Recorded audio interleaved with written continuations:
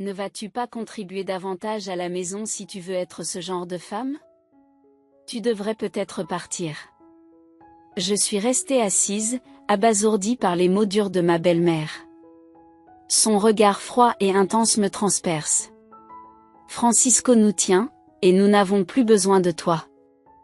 Tu as toujours l'air fatigué et tu sembles ne rien faire, a ajouté ma belle-sœur d'un ton dédaigneux. C'en est trop, Francisco. Tu ne crois pas que ta mère et ta sœur en font trop? Ai-je plaidé. Je fais de mon mieux. Lorsque j'ai demandé de l'aide à mon mari, il m'a répondu par une attitude dévalorisante, « Je suis d'accord avec ma mère et ma sœur. » Je suis d'accord avec ma mère et ma sœur, a dit Francisco.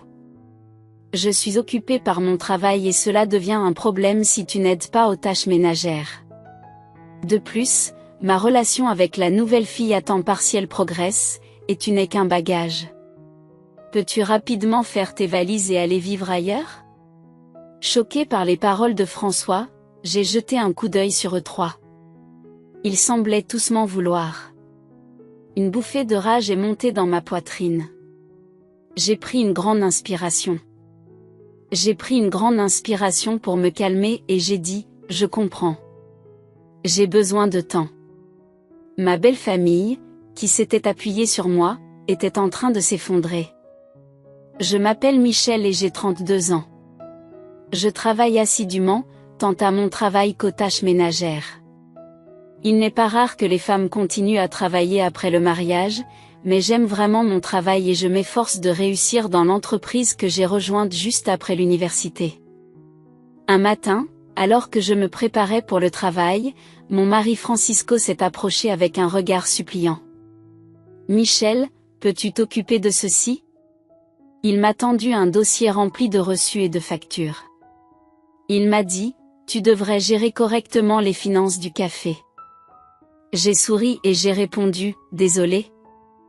Mais je ne suis pas douée pour ça. » J'ai rencontré Francisco alors qu'il travaillait à temps partiel dans un café que je fréquentais. Après quelques discussions, nous avons commencé à sortir ensemble et avons fini par parler de mariage. Aujourd'hui, Francisco est propriétaire du café, mais malgré sa capacité à gérer l'entreprise, il a du mal avec la paperasserie et me demande toujours de m'occuper de la comptabilité. Ma belle-mère, Michel, m'a dit qu'elle avait envie de manger chinois ce soir et m'a demandé de bien rincer le riz. De plus, Mia et les enfants viennent ce week-end, nous devons donc planifier leur repas. J'ai acquiescé à la demande de ma belle-mère et j'ai rapidement quitté la maison. Avant de me marier, j'étais enthousiaste à l'idée de commencer une nouvelle vie avec Francisco. Cependant, il a suggéré que ma mère se sentait seule, et il a donc proposé que nous vivions tous ensemble dans notre grande maison. Aujourd'hui, je vis avec sa mère, qui n'est pas très douée pour les tâches ménagères. Lorsque nous avons emménagé, la maison était en désordre. Après le décès de mon beau-père, elle a commencé à vivre avec une pension, qu'elle dépense principalement pour aller au restaurant ou commander de la nourriture. Francisco pense que le ménage est un travail de femme, ce qui fait que j'en suis entièrement responsable. De temps en temps, Nia, la sœur de Francisco, ramène ses enfants à la maison, et chaque fois qu'elle le fait, ma liste de tâches s'allonge.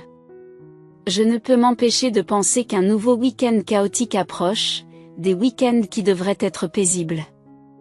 Les moments précieux que je passe habituellement à récupérer de l'épuisement se sont transformés en moments où les enfants de ma belle-sœur ont demandé à jouer ou se sont plaints d'avoir faim. Je me suis retrouvée non seulement à préparer les repas dans la cuisine, mais aussi à divertir les enfants. C'est alors que ma belle-sœur a lâché une bombe, « Michel.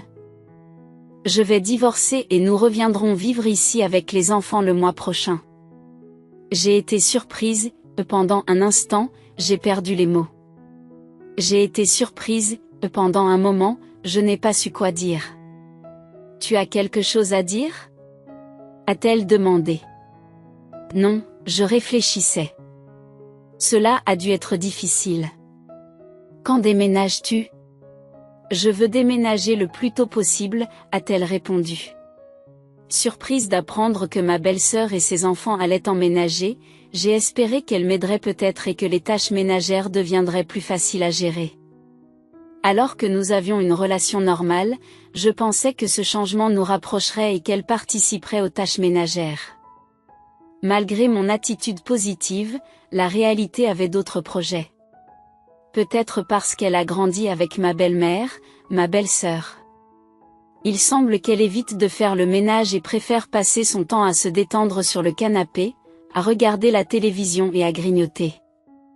J'ai remarqué que sa négligence des tâches ménagères a peut-être contribué à son divorce. Maintenant, avec la responsabilité supplémentaire de préparer les repas pour ses enfants et les déjeuners pour la maternelle, ma charge de travail a augmenté et mon temps libre a diminué. J'avais espéré qu'elle m'aiderait, mais je suis déçue qu'elle n'ait pas été en mesure de le faire. Ensuite, mon travail à l'entreprise devient soudain très prenant. Je commence à travailler tôt, je fais des heures supplémentaires et je rentre à la maison épuisée pour trouver la pièce remplie d'objets, ce qui rend difficile le simple fait de marcher. Voir cela tous les jours me fatigue énormément. De plus, ma belle-mère et ma belle-sœur se plaignent, me demandant si le dîner est prêt ou pourquoi je rentre si tard. Lorsque j'ai du mal à gérer les tâches ménagères, elles me disent froidement, « Michel, il y a une montagne de linge qui attend. Ne négligez pas vos responsabilités sous prétexte que vous êtes occupé. » Je n'étais pas d'accord avec ma belle-mère. Je fais de mon mieux, mais je choisis souvent de garder mes pensées pour moi avant que ma belle-sœur ne puisse dire quoi que ce soit. « Michel, tu tiens tête à ta belle-mère ? C'est assez audacieux, mais pour le bien des enfants, essayez de préparer des repas maison, » a suggéré ma belle-sœur. Je n'ai pas pu m'empêcher de répondre, « Si tu as tant de temps libre à la maison, pourquoi ne participes-tu pas de temps en temps aux tâches ménagères ?» J'ai entendu la sœur de Francisco dire, « Ah, Francisco possède un magasin, donc Michel n'a pas besoin de travailler, n'est-ce pas ? Si c'est le cas, peut-être que tu devrais faire un peu plus d'efforts à la maison. » J'ai senti la pression monter derrière leurs mots que je devrais en faire plus. Ce soir-là, au plus fort de mon stress, j'ai décidé de dire ce que je pensais à mon ami Isco. J'ai été très occupée ces derniers temps, et ni ta mère ni ta sœur ne m'aident dans les tâches ménagères. C'est vraiment difficile, Michel, tu es. Tu ne dis pas de mal de notre famille, Francisco ? Son regard s'est un peu aiguisé, et j'ai pris mes jambes à mon cou. Ce n'est pas ce que je veux dire, mais c'est difficile pour moi de tout faire toute seule.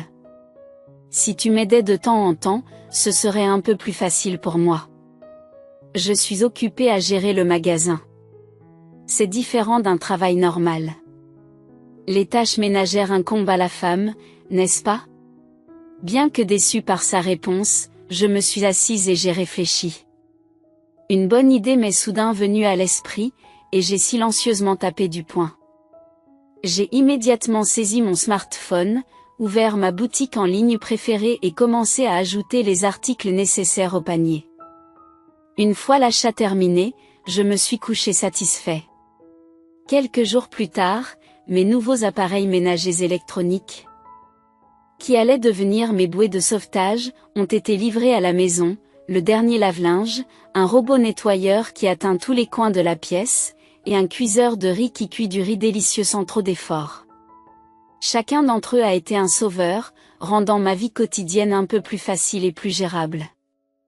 Alors que j'installais le nouveau lave-linge, ma belle-mère et ma belle-sœur sont soudain apparues, l'air surpris. « Waouh, Michel, tu as une machine à laver si sophistiquée. Mais l'ancien était encore bon, n'est-ce pas ? » En souriant gentiment, j'ai répondu, l'ancienne prenait un peu trop de temps, et j'ai entendu dire que la nouvelle réduisait la durée de la lessive. Leur regard s'est ensuite porté sur le robot nettoyeur et les nouveaux appareils de cuisine. Vous voyez, je les ai aussi améliorés, ai-je dit en les montrant un peu. Toutes ces choses, des robots nettoyeurs et des appareils de cuisine pratiques. Michel, viens ici un instant, a dit ma belle-mère en entrant dans la pièce. Voyant l'expression un peu surprise de ma belle-mère et de ma belle-sœur, j'ai souri en moi-même. François s'assit à côté de moi et nous commençâmes à discuter tous les quatre. « Pourquoi as-tu acheté tant de choses ?» me dit ma belle-mère en haussant le ton. « Avez-vous vraiment besoin de tous ces nouveaux appareils ? N'est-ce pas simplement parce que vous voulez vous faciliter la vie ? » Eh bien, je m'en doutais. « Ce serait bien que les choses se passent mieux à la maison », ai-je répondu d'un air un peu troublé. Ma belle-mère a ajouté, « Nous comptons trop sur les machines, n'est-ce pas ?»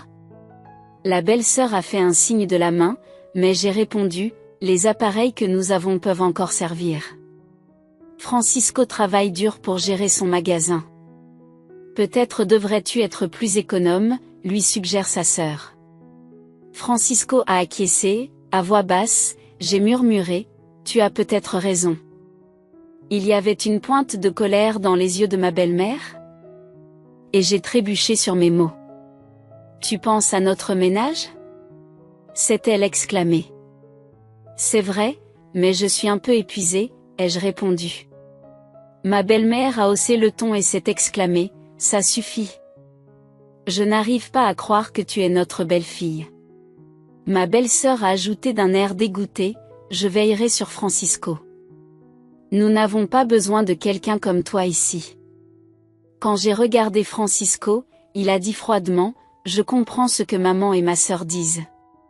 C'est un peu difficile d'avoir une femme qui ne fait pas le ménage. » L'expression de François m'a fait sombrer. Il poursuivit avec un sourire froid, « J'ai mon propre magasin, alors je décide de l'utilisation de mon argent. Mais être avec quelqu'un qui dépense pour tout et n'importe quoi pourrait être difficile. » Ces paroles m'ont ébranlé, mais j'ai regardé Francisco dans les yeux et j'ai compté jusqu'à 10. Il ajouta avec une pointe de cruauté, « J'ai aussi remarqué que les choses se passaient bien avec la nouvelle fille qui travaille à temps partiel. Elle est plus attirante que toi. Il est peut-être temps pour toi de faire tes valises et de trouver un nouvel endroit où vivre. » Un feu de colère a surgi en moi, mais je ne l'ai pas exprimé. Prenant un peu de recul et me calmant, j'ai répondu après avoir respiré profondément, « D'accord, je vais chercher une nouvelle maison qui soit meilleure. Enfin, tu comprends. Je me sentirai beaucoup mieux sans toi, » a-t-il dit d'un air suffisant. Francisco a signé les papiers du divorce cette nuit-là, et j'ai déménagé dans un appartement voisin loué à la semaine, avec juste le strict nécessaire et les papiers du divorce. Personne n'a essayé de m'arrêter quand je suis partie. Est-ce qu'ils se sont vraiment souciés de moi après avoir présenté les papiers du divorce ? Au bureau de la ville, j'ai trouvé un appartement élégant pour prendre un nouveau départ. Pendant cette période, une opportunité inattendue s'est présentée à moi, une promotion que j'avais repoussée en raison de ma situation familiale. J'ai saisi cette chance et j'ai commencé à travailler comme chef de section. Chaque jour, en me consacrant entièrement à mon travail, j'ai ressenti un sentiment renouvelé d'accomplissement. Au milieu de ces journées bien remplies, mon téléphone a sonné. L'identifiant de l'appelant indiquait qu'il s'agissait de mon ancienne belle-mère. J'ai pensé que nous n'avions plus rien à voir l'une avec l'autre et, sans vérifier son message, j'ai passé l'appel. Ma nouvelle vie commençait, et je n'allais pas me retourner sur le passé. Une année s'est écoulée.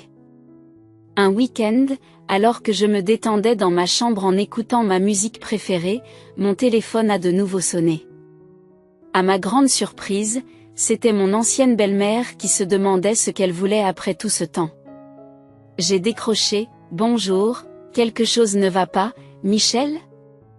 J'ai enfin réussi à te joindre. Je ne pensais pas que tu répondrais après tant d'appels, dit-elle. Eh bien, ça fait un moment.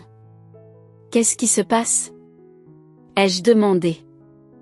Elle a hésité un moment, puis a demandé, comment se passe ta nouvelle vie ? Malgré son ton inquisiteur, j'ai répondu joyeusement, c'est génial. J'adore mon nouvel appartement et le travail se passe bien. J'ai même été promue et je vis librement. C'est bien, Michel. Peux-tu revenir à la maison ? Interloquée, je me suis empressée de répondre, pourquoi ? Nous avons des difficultés financières. Je me suis dit, je le savais et j'ai répondu prudemment, l'entreprise de Francisco ne rapporte qu'environ 1 000 $ par mois, n'est-ce pas? Si personne d'autre dans la famille ne travaille, les choses pourraient être difficiles. Tu es au courant? Demanda-t-elle. Oui, l'entreprise de Francisco n'allait pas bien. J'étais parfaitement au courant de sa situation financière puisque je m'occupais de toute la comptabilité. Mais il prétendait être un propriétaire prospère sans comprendre l'état réel de son entreprise. C'était presque risible de voir à quel point il était inconscient.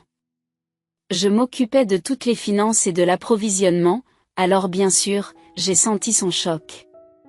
Vous saviez et vous ne nous l'avez pas dit?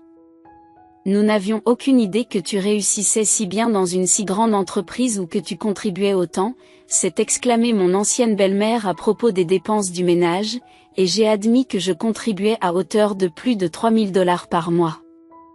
La vérité était que j'utilisais mon salaire pour couvrir les pertes de l'entreprise de Francisco. Il ne semblait pas du tout au courant de la situation. Après mon départ, la réalité m'a frappé de plein fouet. Michel, peux-tu revenir, s'il te plaît? Curieuse, je me suis renseignée sur l'état des affaires de Francisco. Elle soupire, nous allons peut-être devoir fermer bientôt, et les employés à temps partiel n'arrêtent pas de démissionner. Avec un sourire en coin, j'ai commenté son style de gestion un peu négligé. C'est difficile de tenir longtemps, n'est-ce pas? Sa petite fierté n'aide pas. Ne pas faire du bon travail. Je veux dire, à votre avis, combien de femmes seraient prêtes à soutenir un type comme ça? Mon ancienne belle-mère ne savait plus où donner de la tête. J'ai poursuivi, un peu sarcastique, attends, je suis un peu occupée depuis que tu es parti. La maison est en désordre, chaotique, avec des choses partout. Confus, j'ai demandé, attends, qu'est-ce que tu veux dire? La maison était en désordre, avec des affaires éparpillées partout, ressemblant à un débarras. Sans personne pour cuisiner, ils mangeaient à l'extérieur, ce qui était coûteux. La machine à laver est tombée en panne et il semble qu'il n'y ait pas de place dans le budget pour en acheter une nouvelle. En fait, les appareils que vous avez repris, je comptais vraiment dessus? A admis mon ancienne belle-mère. Perplexe, j'ai demandé, hein? Pourquoi? C'était pour ma commodité. En outre, je les ai achetés moi-même, alors je peux les reprendre, n'est-ce pas? A-t-elle accepté à contre-séure. Oui, je suppose, mais je n'avais jamais réalisé que les tâches ménagères étaient aussi difficiles, a ajouté mon ancienne belle-mère d'un ton ferme. Avec 3 adultes dans la maison, comment cela peut-il être si difficile? Que font les amis Isco et votre fille? On pouvait entendre une pointe de fatigue dans sa voix. Quant à Francisco, ses employés ont démissionné et les ventes ont chuté. Dès qu'il l'a appris, il est devenu très abattu et s'est contenté de paresser à la maison. Francisco avait l'habitude de dépenser sans compter l'argent du magasin. De plus, Mia ne l'aide pas du tout et ne fait rien à la maison. Elle reçoit même son argent de poche. Pour être honnête, vivre avec ma seule pension pour nous 3 est vraiment difficile, poursuit-elle. J'ai répondu avec une pointe de sarcasme. Ah, Mia m'a dit un jour que je n'étais pas nécessaire parce qu'elle était là, a dit désespérément mon ancienne belle-mère. Michel, nous sommes vraiment dans le pétrin. Vivre avec ma seule pension pour nous 3 est assez difficile, ai-je fermement déclaré. Je n'ai pas l'intention de retourner dans cette maison. Cela doit être difficile de vivre avec tout ce bagage, a-t-elle semblé ne plus savoir où donner de la tête. En la voyant ainsi, j'ai eu un peu de peine pour elle, mais alors que je m'apprêtais à raccrocher, mon ancienne belle-mère a semblé vouloir dire quelque chose. Michel, je suis vraiment désolée. Pouvez-vous reconsidérer votre décision? Sa voix semblait un peu épuisée. Je me demande si nous pourrons à nouveau passer des jours ensemble avec des sourires. Hein, c'était si dur sans moi? Ai-je demandé avec un mélange. Après une brève pause, mon ex-belle-mère a pris une grande inspiration et a dit, en fait. Il y a un problème avec la taxe foncière. Il se peut que nous devions nous séparer de la maison. Je comprends, mais je ne veux plus m'en mêler. Tu dois décider ce que tu vas faire de ta famille. J'ai raccroché sans attendre sa réponse. Plus tard, je me suis arrangé pour ne plus recevoir d'appels de sa part. Dans ma chambre, tenant ma tasse préférée remplie de café aromatique, j'ai profité de mon temps seul, en regardant le paysage extérieur. Un sourire s'est spontanément dessiné sur mon visage. Quelques mois plus tard, en passant devant le café où Francisco avait l'habitude de travailler, j'ai remarqué que l'endroit était désormais calme et vide. En me souvenant de son animation passée, je me suis senti un peu nostalgique. On dirait qu'ils ont vraiment fermé boutique. En me promenant dans la vieille ville, je me suis intéressée à la maison de mes anciens beaux-parents et j'ai vu un panneau de vente. Par coïncidence, j'ai croisé un ancien voisin en ville, qui m'a dit qu'ils avaient rapidement vendu leur maison. Après avoir déménagé dans un petit appartement à proximité, leur nouvelle maison était remplie de disputes bruyantes et d'odeurs d'ordures, ce qui semblait déranger les voisins et était devenu un potin local. J'ai compati à leur situation, pensant qu'avec un peu d'effort, la vie peut changer. En regardant la vieille maison, ces pensées m'ont traversé l'esprit. Bien sûr, voici le contenu redivisé. Il m'est arrivé beaucoup de choses depuis, mais je vis chaque jour pleinement. En fait, un beau garçon de mon lieu de travail m'a avoué son admiration pour ma nature travailleuse, et maintenant nous profitons de nos rendez-vous. J'ai vraiment hâte de voir ce que l'avenir me réserve, et si je me remarie, je veux vraiment être heureuse. Je suis très enthousiaste à l'idée de me marier à nouveau.